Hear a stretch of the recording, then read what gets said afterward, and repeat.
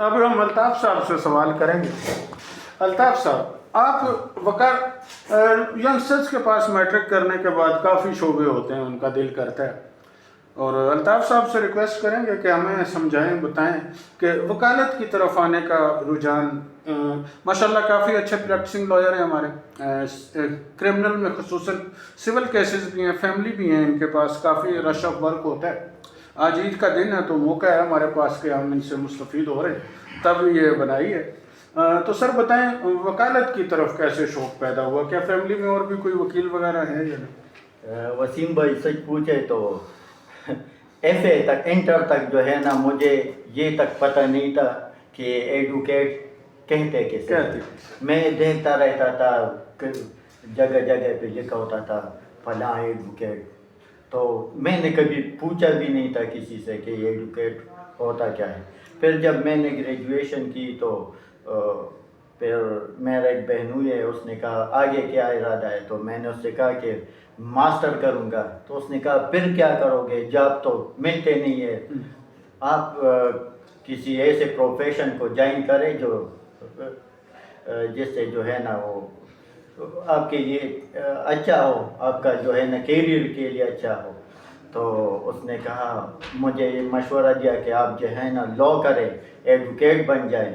پھر میں نے جو ہے نا اس پر غور کیا، تو پھر میں نے ایڈمیشن دیا لا میں، لا کالج میں، اور پھر میں جو ہے نا میں نے لا گریجویشن کر لی اور ادھر آ گیا.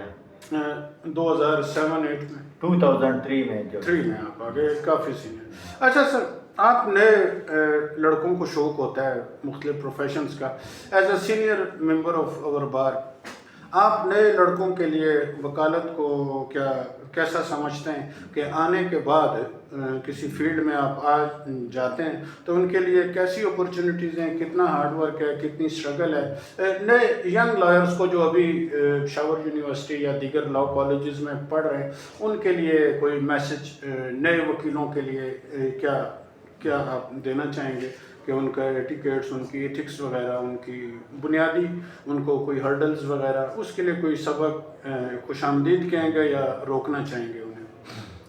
یہ لا کا جو شعبہ ہے وکالت کا، یہ کافی جو ہے نا وہ ٹف جاب ہے.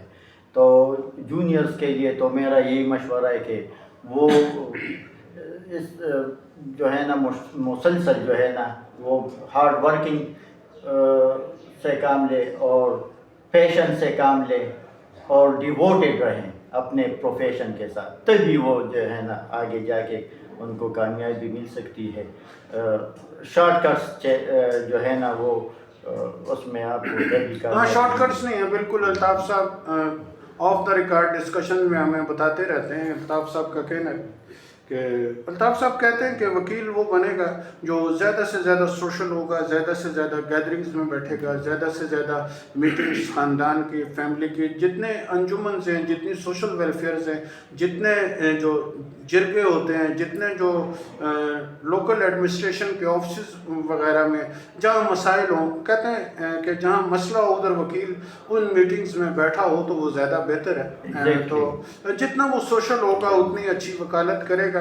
ایک پڑھائی لکھائی تو آپ نے کالج میں کر لی، یونیورسٹی میں کر لی، اب آپ نے جب آپ فیلڈ میں آئیں گے، آپ پریکٹس کے لیے آئیں گے تو آپ جتنے زیادہ سوشل ہوں گے، سوشل مین کہ جتنے زیادہ آپ کو لائسنس ملنے کے بعد سنیں گے اتنی زیادہ آپ کی پریکٹس ہوگی. ہم خوش آمدید کہتے ہیں نئے لڑکوں کو. آپ سٹیج پہ بات کر سکتے ہیں، آپ اچھے وکیل ہیں، آپ کو لوگ، آپ اپنی بات صحیح کو ثابت کر سکتے ہیں تو آپ وکیل ہیں. تو یہی بات ہم عرفان صاحب سے کریں گے کہ عرفان صاحب اپنے اسکول لائف کا کوئی اچھا سا، ہمیں اس موضوع سے ہٹ کے اسکول لائف کی کوئی یادگار باتیں سنائیں، جو نئے بچے جو پڑھ رہے ہوتے ہیں اور وہ کسی پروفیشن میں آنا چاہتے ہیں اور آپ یہ سوچتے ہیں کہ یار ہمیں اسکول میں یہ کام کرنے چاہیے تھے جو ہم نے نہیں کیے، اب ہمیں ہرڈلز فیس آ رہی ہیں، ہمیں کلاس میں کس طرح بیٹھنا چاہیے، ٹیچر پہ کنسنٹریشن وغیرہ، اس مسئلے میں آپ ہمیں تھوڑا سا گائیڈ کریں کہ میں کیسا اسٹوڈنٹ تھا اور مجھے کیسا اسٹوڈنٹ ہونا چاہیے تھا. یہ سوال ہے میرا. اچھا سر، میں تو صرف ایک واقعہ آپ کو بتانا چاہتا ہوں. جب مجھے پہلی مرتبہ پرائمری اسکول میں داخل کیا گیا تو شاید میں 4 سال کا تھا، اور میں कम उम्र की वजह से, तो मुझे पता नहीं था, एहसास नहीं था कि मैं कम उम्र हूँ, लेकिन मैं नालायक था बहुत। तो मैं डरता था और मैं सर इस तरह झुकाता था और टीचर मुझे उठाता था कि आप बताएं ये क्या लिखा है, तो मैं डर जाता था और मैं सोच रहा था कि मैं बहुत नालायक हूँ, तो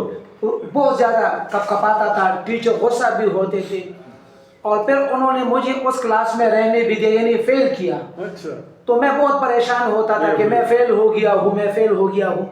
अब मुझे अंदाज़ा होता है कि मैं फेल नहीं हुआ था। उस वक्त मैं सोच रहा था, असल में मैं बहुत छोटा था और मैं आगे प्रमोशन के लिए हकदार नहीं था, फिट नहीं था।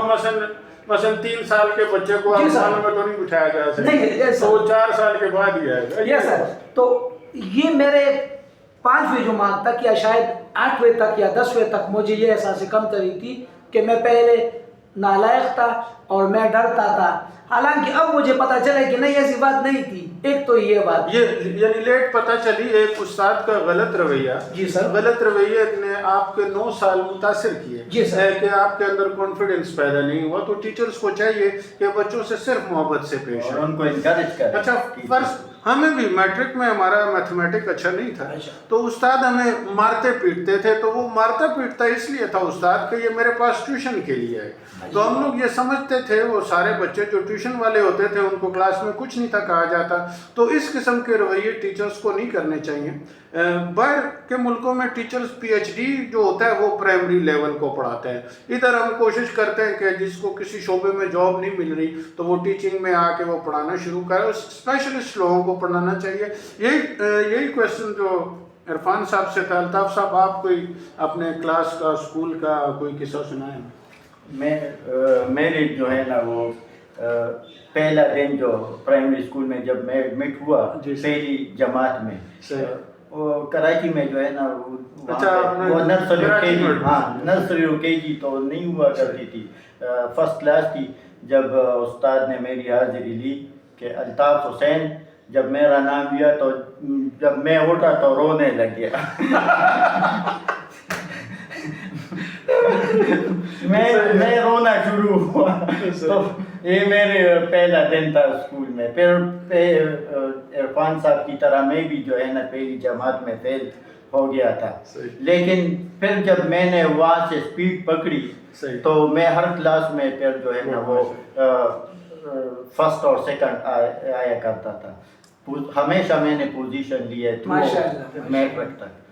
अच्छा इरफान साहब, इसी सवाल को थोड़ा आगे ले जाएं। टीचर्स को ज़ाहिर लोग देखेंगे उनमें टीचर्स भी होंगे, नए टीचर्स को क्या चाहिए? मसलन एक प्राइमरी स्कूल के टीचर को बच्चों के साथ कैसा बिहेव करना चाहिए जो नए बच्चे हैं? जी सर, मेरा ख्याल है, तजुर्बा है कि नरमी मोहब्बत से उनके साथ पेश आना चाहिए और उन्हें वक्त देना चाहिए, मुसलसल उनके साथ मेहनत करनी चाहिए और टीचर को भी असबाक पर अबूर हासिल होना चाहिए। वो तजुर्बाकार और काबिल होना चाहिए तो बच्चों को अच्छी तरह ट्रेन कर सकेंगे और उन्हें अच्छी रास्ते पर डाल सकेंगे और तरबियत कर सकेंगे। आप अल्ताफ साहब क्या कहते हैं इस पर? जिस तरह एक लीडर का काम होता है लीडर बनाना, उसका मेन जो है ना सबसे अहम काम लीडर का लीडर बनाना, तो टीचर का काम होता है बच्चों की सही तरबियत करना, उनकी इस्लाह करना, उनको इनकरेज करना और उनको माशरे के एक ज़िम्मेदार शहरी बनाने में उनकी मदद करना है।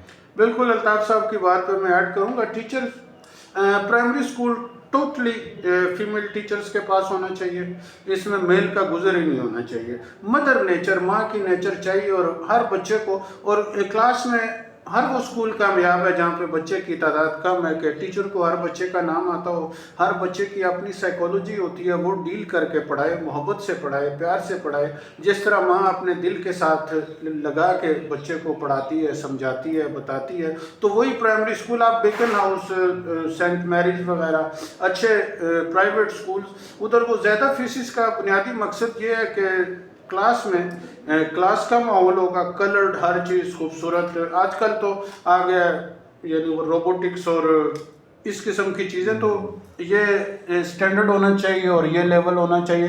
तीसरी वीडियो बनाते हैं, इंतज़ार कीजिएगा।